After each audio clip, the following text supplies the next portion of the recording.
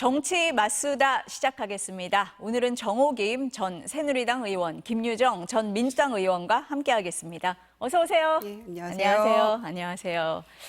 추석 연휴가 끝나자마자 특검법 전국이 재연되고 있습니다. 민주당 주도로 어제 국회 본회의에서 김건희 여사 특검법과 최상병 특검법, 지역화폐법이 처리가 됐습니다.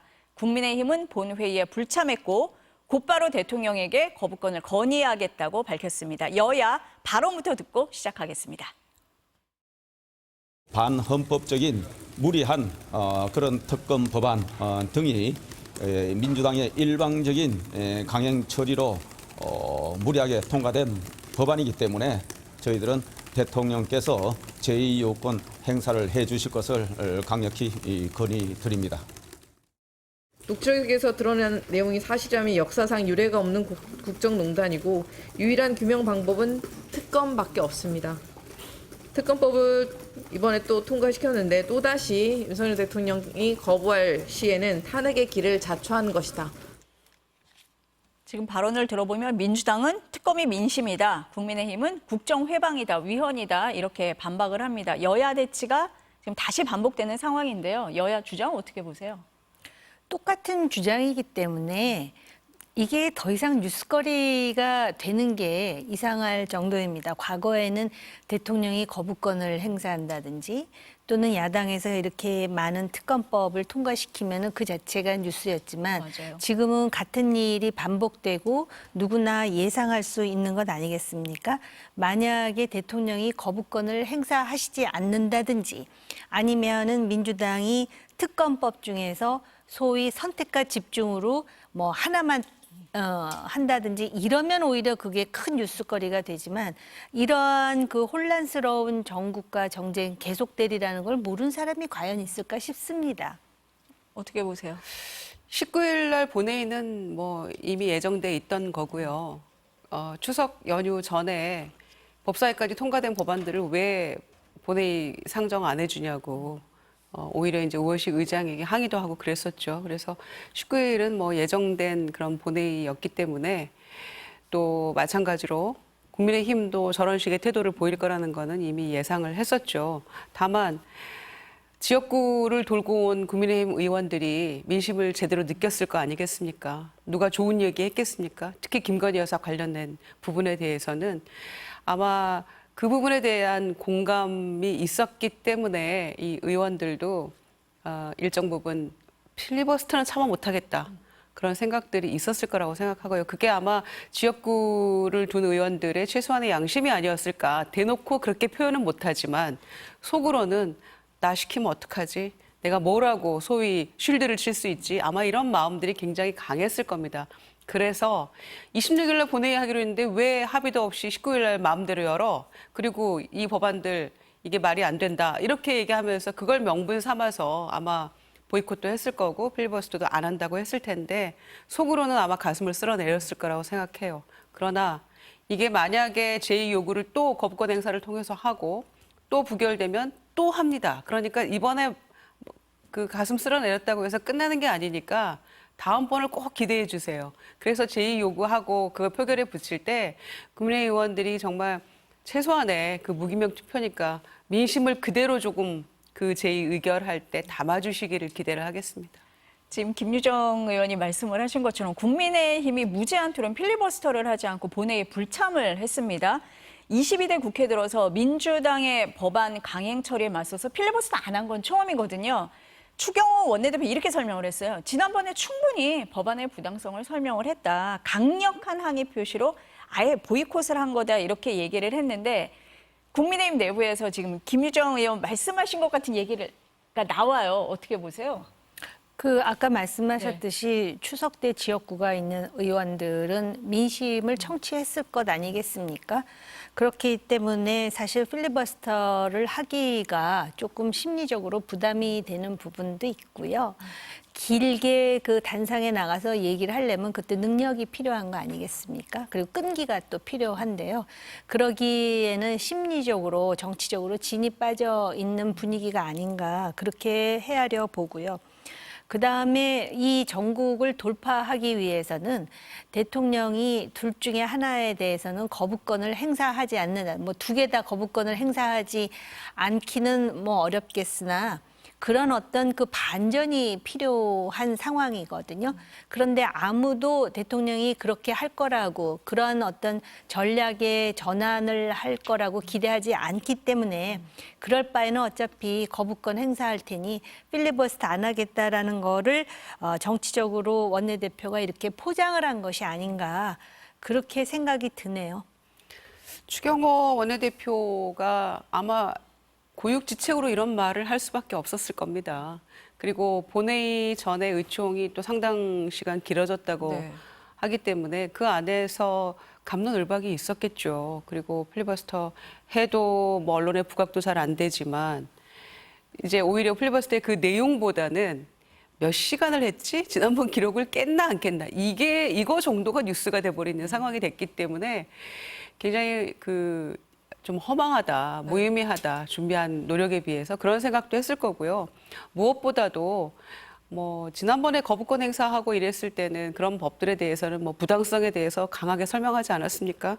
그때도 매번 아마 부당성에 대해서 부당하다고 국민의 입장에서 막 설명을 했었는데 이번에는 뭐 딱히 달리 할 말이 없었겠죠. 추경호 대표도. 왜냐하면 특히 김건희 여사와 관련된 부분에 있어서는 뭐 야당이나 국민들의 어떤 뭐 민심까지 갈 것도 없습니다. 국민의힘 내부에서도 여사님 가만 계셔라. 왜 그렇게 움직이게 하느냐 이런 얘기하면서 비판의 목소리가 막 나왔잖아요. 홍준표 시장도 그렇고 김종혁 최고위원도 그렇고 뭐 김용태 의원도 그렇고 뭐 이런 신지호 부총장도 그렇고 이런 분들이 전부 다 나서서 이구동성으로 같은 얘기를 하고 있어요. 그러니까 야당이 사실은 낄 자리도 없어요. 이 비판에 대해서는. 그 정도로 민심이 싸늘한 부분에 대해서 아마 서로 얘기를 했고 서로 공감했겠죠. 그러니까 이런 결론이 나오지 않았겠습니까? 공감한 대로 투표하시면 되는데요. 그걸 안 하네요. 네, 아까 그러니까 재표결 기다려라 이 말씀하셨잖아요. 네. 혹시 변수가 있을 수 있다고 보세요? 아니 어떠세요? 정말 양심에 좀 네. 기대서 무기명인데 그 정도 지역구 또는 국민들의 그 민심을 받들 준비가 마음으로는 된 분도 있을 것 같아요. 특히 그 세 개 다 사실은 마찬가지거든요. 최혜병 특검도 그렇고 김건희 여사 관련된 거는 뭐 이번에 민심을 제대로 확인했을 거고요. 그리고 지역화폐 관련된 것도 다들 지역에 가면 왜 안 하냐, 대안이 뭐냐, 뭘 내놓을 거냐 이런 식으로 얘기하거든요. 지역화폐 관련해서도 그렇고요. 다들 힘들다고 얘기하시기 때문에. 그런데 그 세 개 다 딱히 그렇게까지 반대하면서 할 이유가 있는 건가. 개개인의 의원들 마음은 아마 찬성하고 싶은 분도 있을 거라는 생각이 드니까 재의결 때 이번에는 어떤 결론이 나올지 벌써부터 뭐 표단속을 하더라고요. 그럴 리는 없다. 그게 재의결 한다고 다시 뭐 통과될 일은 없다라고 막 단속들을 하던데 글쎄요. 개개 의원들의 어떤 양심에 기대서 한번 지켜보도록 하겠습니다. 그리고 또 만약에 무산되면 어떡합니까?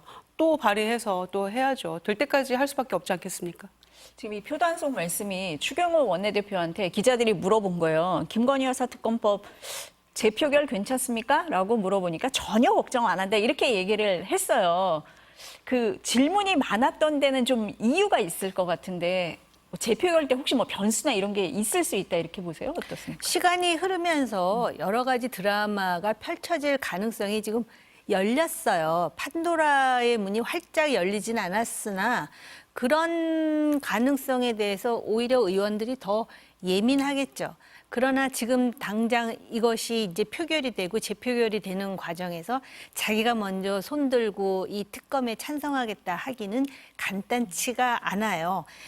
대체로 이 정권과 관련해서 지금 세 가지 법이 통과가 됐는데 야당은 어찌됐든 간에 순직 최상병 특검과 그다음에 김 여사 문제로 여당을 흔들어 보겠다라는 심산이 분명히 있고 또 그것이 어떻게 보면 여론의 뒷받침을 받고 있거든요. 여론이 지금 이거 문제 있다라고 생각하는 여론이 높지 않습니까? 그런데 여기다가 이제 지역 화폐까지 이렇게 넣어가지고 올려놨는데 사실 지역 화폐에 대해서 과연 그렇게 여론이 관심이 지금 뭐 아주 그 충천되어 있는 상황은 아니라고 봅니다. 근데 그런 상황에서 지금 그 공천 개입과 관련해 갖고 여러 가지 지금 공방화될 수 있는 의제가 나오게 되면은 결국은 지역구 의원들은 자기 지역민들의 여론도 의식해야 되기 때문에 재표결에서 어떻게 할지 모르겠다라는 기대감이 있지만 제가 볼 때 그럴 정도로 지금 국민의힘이 무르익은 상태까지는 아닌 것 같아요. 민주당의 기대다라고 말씀을 하시는 것 같습니다. 네. 지난주 대통령의 네. 지지율이 그 모양이고 네. 국민의힘도 아마 이를테면 양쪽이 어느 쪽이 굉장히 좀 지지율이 높으면 대통령이 당에 기댄다거나 대통령의 지지율에 당이 좀 기대서 간다거나 이런 게 있어야 되는데 동반해서 굉장히 뭐 안 좋아지고 있잖아요. 그런데도 여전히 이런 얘기를 하는 거 보니까 조금 더 이제 센 그 무엇인가가 나와야 될 것 같다는 생각이 드네요. 여사의 어떤 공천 개입 이슈보다 더한 게 뭐가 있을까요? 이제 후속 보도들이 이어진다고는 하는데 이런 거를 보고도 그 이를테면 김건희 여사 특검을 통과시킬 마음의 준비가 안 됐다라고 한다면은 참 뭐라고 말씀을 드려야 할지 모르겠네요. 김건희 여사의 목소리가 나온다든지 또는 메시지가 공개가 되고 그러면은 거의 파국으로 치달을 가능성이 있지만 그런 상황이 아니라면은 여당을 지지하는 사람들이나 지금 여당 소속 의원들은 소위 그 이 특검 그리고 그 이후에 극단적인 탄핵 이것이 가지고 있는 트라우마가 있어요. 그렇기 때문에 지금 사실 이 대통령 지지도가 20%라는 거는 민주당이나 중도층이 비판하는 것이 아닙니다. 지금 지지층 내에 이반이 일어나고 있다라는 것이거든요. 이게 가장 무서운 변수이기도 합니다. 그런데 바로 그 지지층이나 소속원이나 그 진영을 지지하는 정치인들은 그 트라우마 때문에 그리고 또 가만히 따져보면 그러면 야당은 완벽한가? 야당은 도덕적으로 흠결이 없는가? 이렇게 봤을 때 피장파장 250보 소백보인데 여사 쪽이 좀 심하다. 정말 골치 아프다. 지금 이런 정도의 심리적 상태이거든요. 그리고 과거의 극단적인 상황까지 갔을 때는 그 안에 정치 세력이 있었어요. 근데 과연 지금 국민의힘 내부에 물론 친한계라고 하는 사람들이 있지만 그것이 어떤 그 하나의 세력으로 구축되기 위해서는 시간이 걸리고 변수가 필요한데 그래서 지금 저도 최근에 이 공천 개입과 관련해 갖고 정보를 가지고 있으면서 계속 지금 공개하겠다 그러는데 과연 그 끝이 어디일지 지켜보고 있는 중이에요. 지금 두 분이 계속 공천 개입 의혹을 말씀을 하시는데 그게 김 여사 이제 특검법안에 포함이 돼 있는 그런 의혹 중에 하나입니다. 잠깐 설명을 드리면은 2022년도 재보궐선거 또 2024년 총선에 김 여사가 개입을 한 거 아니냐 하는 의혹이에요. 이게 뉴스토마토라는 언론 보도로 불거진 건데 직접적인 물증이 나온 건 아직 없습니다. 국민의힘에서도 강력히 부인은 하고 있어요. 근데 야권에서는 지금까지 드러난 정황만으로도 수사가 필요한 거 아니냐 이러면서 특검을 요구하는 거거든요. 그러니까 이게 좀 불거질 소지가 있다라고 보세요? 아니면은 뭐 야당의 공세다 이렇게 보세요? 불거질 소지야 있죠. 그런데 과연 어디까지 내놓을 것인가. 정황으로 보면 우리가 정황으로 볼 때 심증이 확실하게 느껴지는 사건들이 얼마나 많았어요. 예를 든다면은 문재인 대통령 사위의 그 항공사 특혜 채용이라든지 근데 증거가 없잖아요. 그런 일들이 지금 정치판에 무수히 많지 않습니까? 또 이재명 대표와 관련한 일도 그렇고요. 그렇기 때문에 물증이 상당히 중요하고 야당은 그걸 연결고리로 해가지고 특검을 하자고 압박하고 있는데 제가 보더라도 그 통화 내용을 보면은 없는 이만 못한 건 분명하지 않습니까? 왜 자꾸 이런 일이 생기지? 그리고 우리가 대통령을 뽑았는데 왜 이렇게 여사와 관련된 일들이 계속해서 불거지는 것인가에 대해서 솔직히 당혹스러운 거는 맞습니다. 그런데 그것이 정말 이렇게 완전히 폭발하기 위해서는 본인의 목소리가 들어간 녹취라든지 아니면은 텔레그램 얘기를 많이 했잖아요. 네. 더군다나 지금 명모 씨가 고소를 한 상황이거든요. 그래서 저는 명모 씨의 정체성에 대해서도 개인적으로 많은 의구심이 있는데 그렇기 때문에 이 상황은 그냥 누그러질 것 같지는 않아요. 그리고 이미 정권이 벌써 반바퀴 돌았지 않습니까? 그렇기 때문에 심각하다고 보는데 그렇다 그래서 의구심만 가지고 모든 것을 전부 특검으로 할 수는 없죠. 그러나 이미 국민들은 의심할 마음의 준비를 하고 있는 상황이라는 게 굉장히 당혹스럽긴 합니다. 그러니까 우리 사회 어떤 최근의 부정적 이슈의 중심에는 늘 김건희 여사가 등장을 하기 때문에 그것조차도 TV 돌리면 나오는 거에 대해서 매우 심기가 불편하죠, 국민들은. 그리고 소위 마통 이러면은 서민들은 마이너스 통장을 생각하잖아요. 그런데 마통 하면은 마포되기 위해 대통령 김건희 여사를 떠올려요. 지금 그렇게 매우 불편하고 분노에 가득 차 있는 국민들에다가 공천 개입 문제까지가 또 지금 2차로 지금 보도가 된 거 아닙니까? 말씀하신 대로 살라미처럼 잘라서 넓고 폭넓게 아주 깊이 많은 취재를 했기 때문에 계속해서 나온다 이렇게 얘기를 하고 있어요. 그래서 무슨 뉴스가 어디서 나올지 모르는데 이를테면 이런 공천 개입이 명백히 선거법 위반이라는 거에 대해서는 대한민국에서 가장 잘 알고 있는 분이 대통령입니다. 그리고 한동훈 대표예요. 박근혜 전 대통령 국정농단 수사할 때 그 뭐 여론조사 돌리고 뭐 이렇게 했다는 이유로 친박 리스트 뭐 만들고 그래서 징역 2년 실형을 받은 거 아닙니까? 그런데 그때 당시 예를 들면 박 전 대통령 목소리로 여론조사 돌려보세요. 뭐 누구를 하세요. 이렇게 나온 게 아니잖아요. 그런데 지금 이 상황에 비추어 봤을 때는 이게 명백한 범죄 행위라는 거에 대해서 대통령이 가장 잘 아시는 거고 그 2022년 재보궐선거, 그다음에 올해 총선 이렇게 나눠지는 건데 거기에 그 재보궐선거 때 이 명 씨라는 분이 뭐 대통령의 한 얘기를 전달을 하잖아요. 대통령은 김영선이라고 했다는데 뭐 이런 얘기까지가 나와요. 사모님이 직접 전화가 왔어 컷오프라고. 허풍쟁이라고 얘기를 하더라고요. 이분에 대해서. 그런데 허풍쟁이가 한 말이 왜 이렇게 앞뒤가 잘 맞아 들어갑니까? 그래서 부인할 수 없는 일들이 실제로 벌어졌고 앞뒤가 딱 맞고 심지어는 취임식까지 굉장히 중요한 인물들이 있는 그 위치에 부부가 초청을 받아서 보이고 보도가 되고 그런 걸 봤을 때 과연 이거를 이 명 씨라는 사람의 이 명태균 씨 뭐 다 실명이 보도가 됐으니까요. 이 사람의 어떤 그 소위 허장성세만으로라고만 치부할 수 있을 것인가? 아닌 정황 증거들이 너무 많이 나와 있죠. 그리고 말씀하신 대로 딱 떨어지는 김건희 여사의 목소리, 뭐 문자, 뭐 이런 것들이 나오면 정말 그거는 뭐 틀림없는 것일 텐데 아직 거기까지는 결정적인 게 안 나왔으니까 그럼 괜찮은 것이냐? 아니라는 거죠.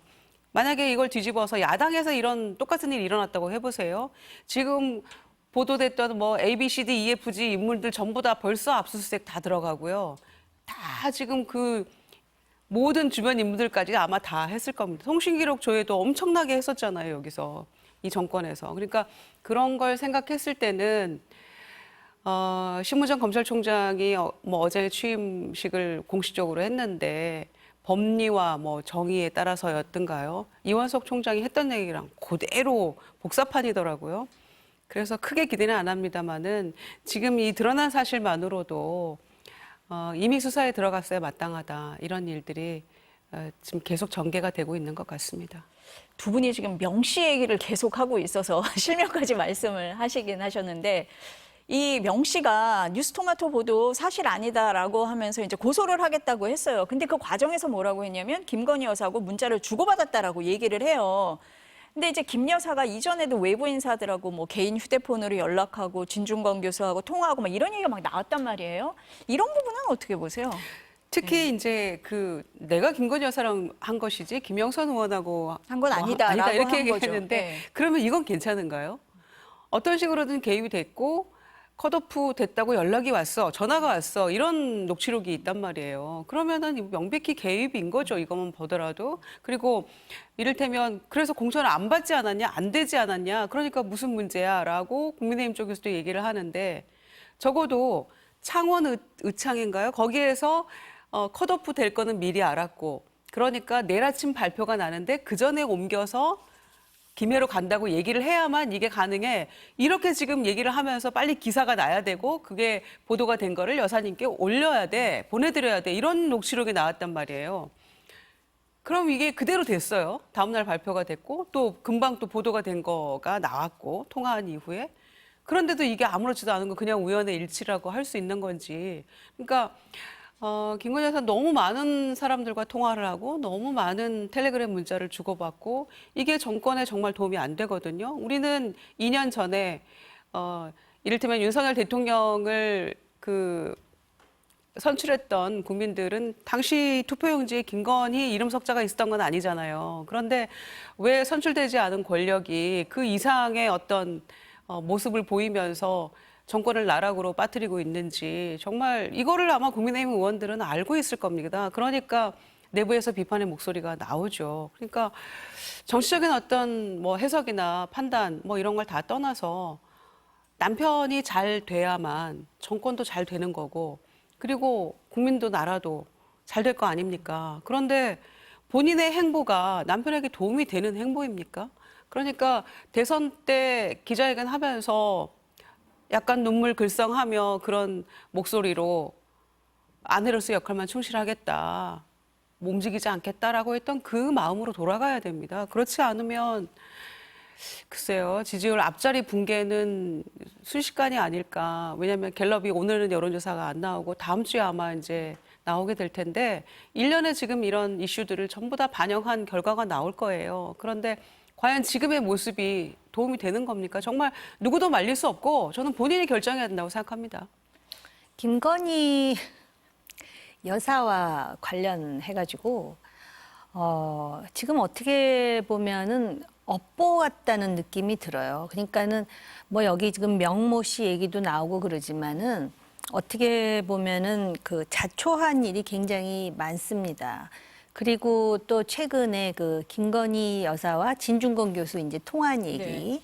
그러면서 또 진 교수가 뭐라 그러냐면은 그런데 저 의대 정원 2,000명에 대해서는 아주 김건희 여사가 완고하더라고.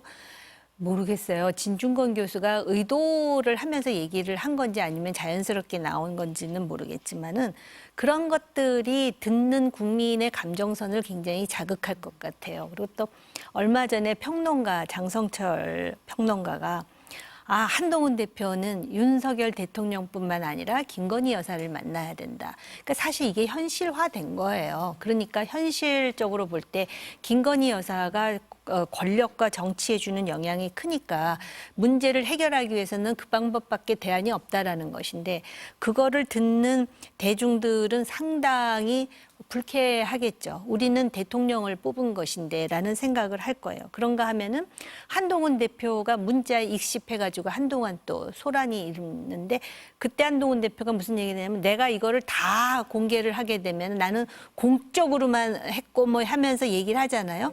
그러다 보니까는 김건희 여사에 대한 부정적인 관심도가 굉장히 높아요.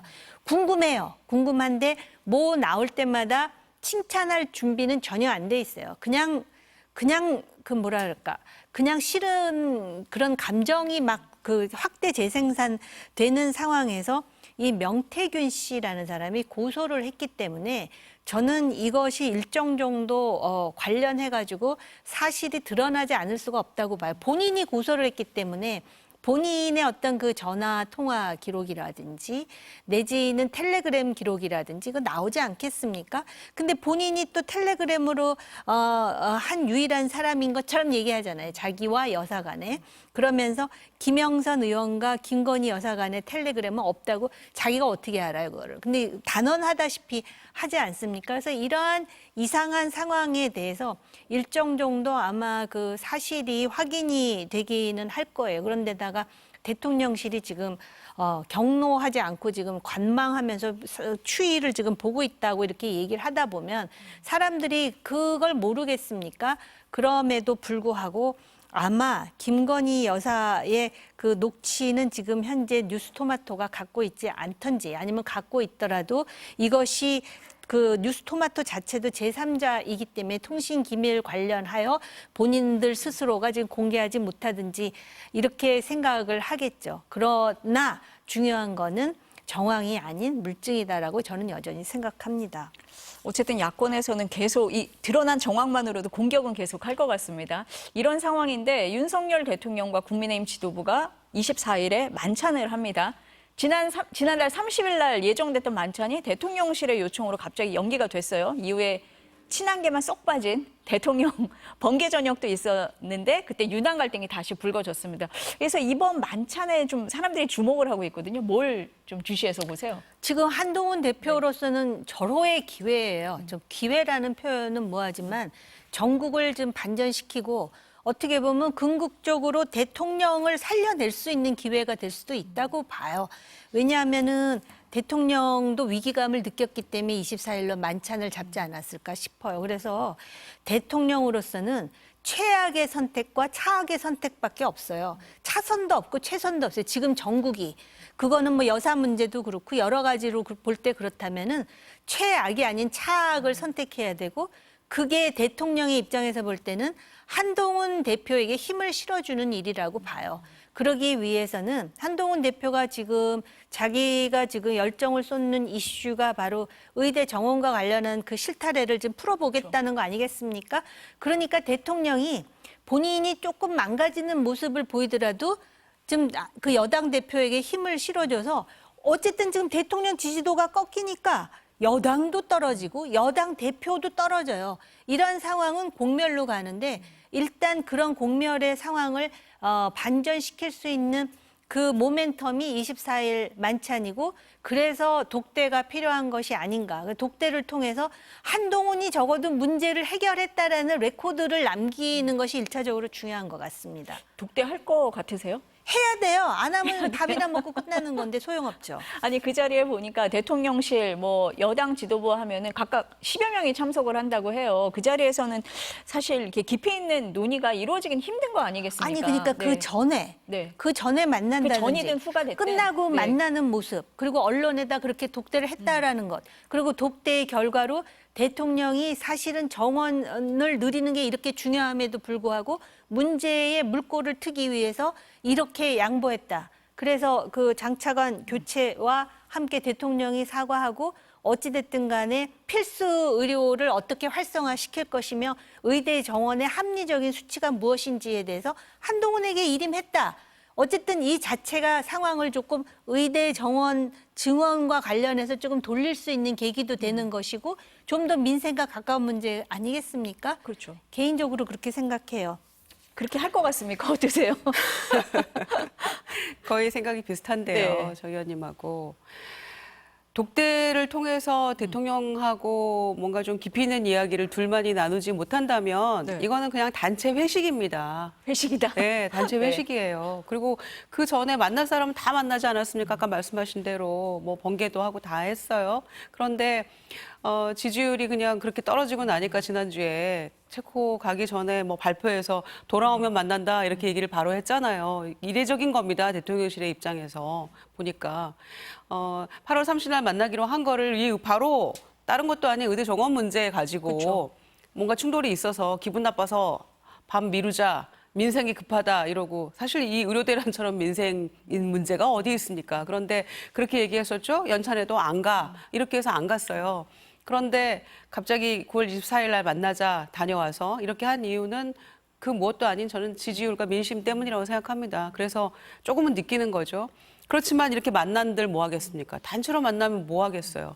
둘이 만나서 한동훈 대표 요청을 하든지 뭐 어떻게 정리를 해야죠. 그래서 둘이 반드시 대통령과 독대하는 시간을 1시간이든 30분이든 가져서 가장 지금 최근에 이슈가 되는 문제들은 조금 정리를 해야 되겠죠, 입장을. 계속해서 서로 다른 입장 얘기하면서 각자 평행선 달리고 있는데 단체로 모여가지고 밥 한번 먹는다고 무슨 일이 풀리겠어요. 아무것도 풀리지 않습니다. 그냥 먹기로 했고 약속을 지켰다라는 거 외에는 그 보여주기식 어떤 식사 외에는 아무것도 남는 게 없을 거예요.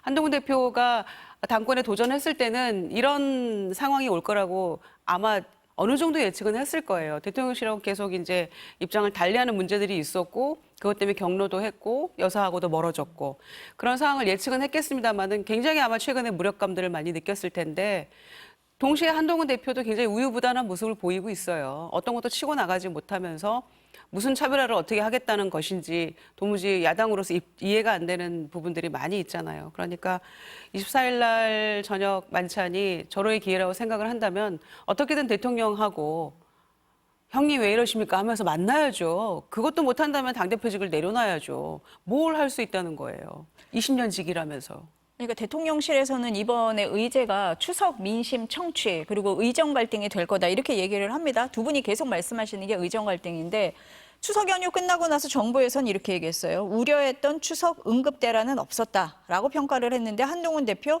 추석 민심 냉랭했다 이렇게 평가는 했어요. 그러니까 인식의 간극은 지금 있는 상태거든요. 이거를 그 자리에서 좁혀야 되는 거잖아요. 좁힐 수 있느냐가 관건이다 이렇게 보시는 거잖아요. 그러니까 네. 좁혀야죠. 그리고 좁혀야 된다. 이제 네. 만찬이 끝나고 대변인이 브리핑을 할 때 추석 민심에 대해서 아주 솔직하게 전달했다. 그래서 이렇게 그 대통령이 듣기에 매우 불편한 민심을 아주 그대로 있는 그대로 전달했다라는 이야기가 나와야 되지 않겠습니까? 사실 그 대통령과 만찬이나 오찬을 하면서 쓴소리나 진솔한 이야기를 한다라는 거는 상당히 어려워요. 솔직히 분위기상으로 볼 때. 근데 지금 그 국민의힘이나 대통령의 입장이 지금 가장 어려운 입장입니다. 오늘 여론조사 결과가 나오지 않아서 그렇지 20%라는 수치는요. 너 이제 좀 있으면 너 거의 정말 너 죽을래? 이런 수치예요. 정말로. 그렇기 때문에 일단 살아나야 국정 운영을 하고 이 사회를 위해서 공적 봉사를 하지 않겠습니까? 그러기 위해서라도 24일을 하나의 반전의 계기로 삼아야 돼요. 그렇지 못하면은 뭐하러 최고위원 타이틀은 하고들 앉아 있어요. 아마 하려고 24일 날 모이는 거 아닐까요? 그렇게 희망을 가져봐요. 아니 그러면은 그날 의제에 올라야 될 게 계속 말씀하시는 김건희 여사의 행보도 포함이 될 수밖에 없을 것 같거든요. 그러니까 친한계에서는 지금 공개적으로 아주 좀 거칠게 비판을 하고 있는 상태예요. 그럼 제2부속실은 만들었는데 운영은 왜 안 하냐, 민정수석실 뭐 하냐, 뭐 이런 얘기 나온단 말이에요. 그 얘기도 논의가 돼야 된다고 보시는 건데. 네. 아니 정확하게 불편하면 시중에 한 바퀴 돌아보니까 제2부속실은 만든다 그래놓고 뭐 하는 거냐라는 이야기도 나옵니다.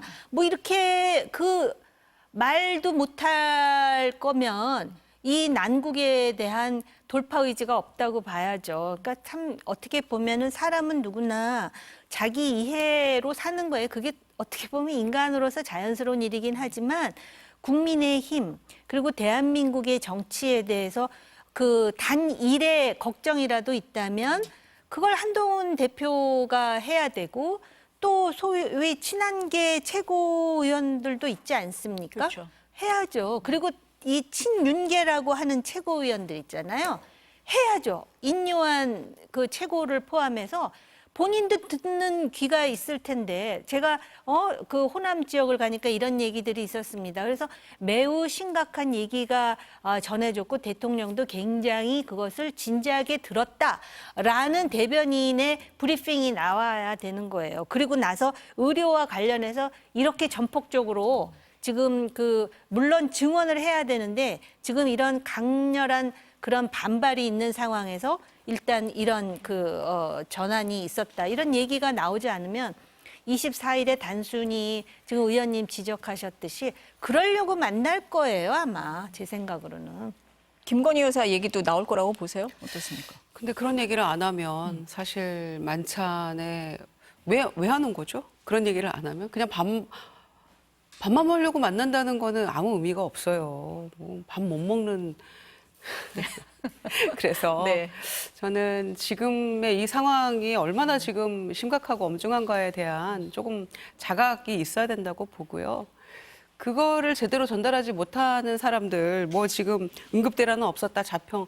아니, 뉴스에 다 보도가 되지 않았어요. 양수 터진 산모가 75건 거부당하고 6시간 만에 뭐 치료하고 뭐 하고 이런 얘기들이 좀 굉장히 많잖아요. 대동역 파열에서 뭐 부산에서 서울까지 가고 이런 얘기들이 너무 많은데 이런 거는 다 어디로 가고 이런 뉴스들은 대란은 없었다 이렇게 얘기하면 그게 정부가 잘해서입니까? 국민들이 정말 와 이번 추석에는 진짜 아프지 말자가 다 인사말이었기 때문에 성숙한 시민 의식으로 이걸 이겨낸 거 아닙니까? 동네 개업이들 협조하고 이러면서 그리고 어지간하면 참아보고 응급실 안 가고 이렇게 해서 지금 견뎌냈더니 대란은 없었다. 이렇게 얘기를 하고 있어요. 이렇게 기가 막힐 노릇이죠.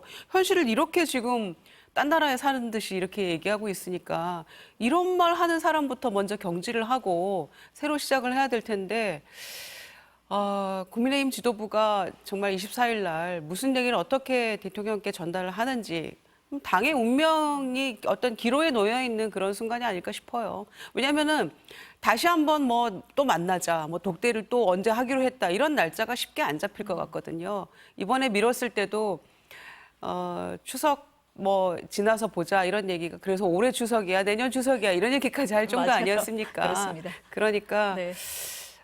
서로 만났을 때 네. 좀 뭔가 답을 얻기 위한 좀 노력을 해야죠. 눈치 보지 말고 욕먹을 각오하고. 예. 아니 그래서 한동훈 대표에 대해서 아니 60% 이상의 지지로 당선이 됐는데 좀 약한 거 아니야? 이런 볼멘 소리가 지지자들 사이에서도 나온단 말이죠.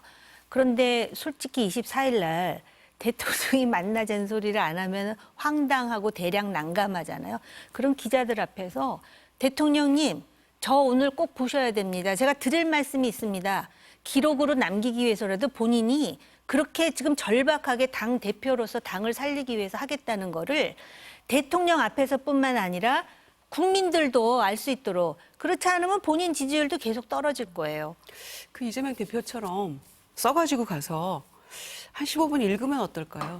그러면 입틀막 할까요? 경호처에서? 제가 궁금하네요. 아니 이재명 대표가 그 뭐 써가지고 15분 읽은 거에 대해서 뭐 이렇게 저는 잘했다고 생각은 안 하는데 아니, 그렇게라도 해야 읽지 된다는 말고 거죠. 나는 읽지 않아도 내가 머릿속에 다 있다라는 거를 보여줌으로써 이재명 대표와의 차별성도 보여주고 아주 완전히 머릿속에 지금 의료와 관련한 저의 해결책은 이것이고 지금 상황에 이렇다는 거를 머릿속에 한 10분짜리 머리 좋잖아요. 그리고 나름대로 지금 공공선에 대해서 봉사하겠다는 의지가 있는 거잖아요.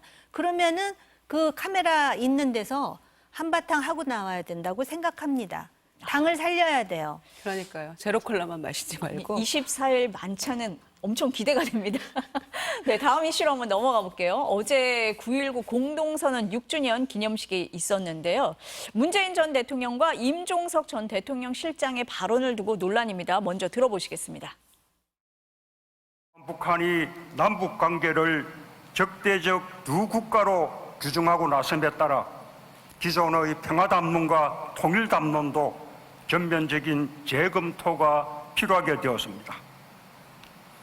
대한민국 정부가 앞장서서 해야 할 일들입니다. 통일을 꼭 해야 한다는 강박관념을 내려놓읍시다. 객관적 현실을 받아들이고 두 개의 국가를 수용합시다. 헌법 3조 영토 조항을 지우든지 개정합시다. 이 여권에서는 이 발언을 두고 북한 김정은 국무위원장이 지난해 말에 밝힌 반통일 이국가 선언에 보조를 맞추는 것이다 이렇게 비판을 했어요. 임 전 실장은 김정은 주장과는 맥락이 다르다 이렇게 반박을 했는데 전문가시잖아요. 어떻게 보세요? 저는 진짜 할 말이 많아요. 김정은 주장과는 맥락이 다르겠죠. 김정은은 적대 국가로 해갖고 니네 수 틀리면 핵으로 가만 안 놔둘 거야라는 거고 그러다 보니까는 거의 깨갱 수준으로 그러니까는 그냥 평화롭게 둘로 나눠서 하자고요.